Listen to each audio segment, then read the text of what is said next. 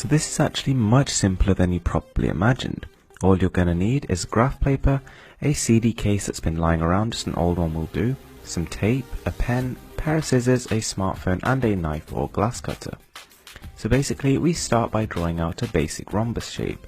Try and get yours as close to this as possible with the dimensions 1 cm by 3.5 cm by 6 cm. If you're feeling ambitious, you could always try and sort of double those or triple those and you will get a nicer effect, but just for ease of use and sort of getting this on camera, we're going for that size. So you get your little paper template, and then just before we start cutting, just take off the sides of the CD case because they're just going to get in the way. You don't need them at all. So ideally this is going to be plastic. If you just happen to have a glass one, it can work, but just be extra careful. The higher the transparency, the better the image will come through, but it doesn't matter if it's sort of old and dusty, as long as you just give it a clean and make sure there aren't too many scratches. So then get a scalpel, a knife or a glass cutter, and again very carefully trace around the template. Once you've cut your first one out, you can then use that to get the others.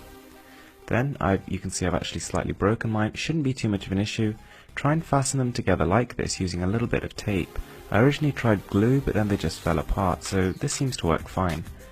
And that's basically it. You have a hologram. So the way we're going to work this is you use your smartphone to load up either on YouTube or the internet browser. I'll put a link in the description to a couple of videos, but you load a hologram specific video, so videos actually made to use this technology. And basically you very carefully place the hologram that we've made onto the middle of your smartphone, and it'll just work. Turn off all the lights and just enjoy. You actually get a full 360 degrees of vision.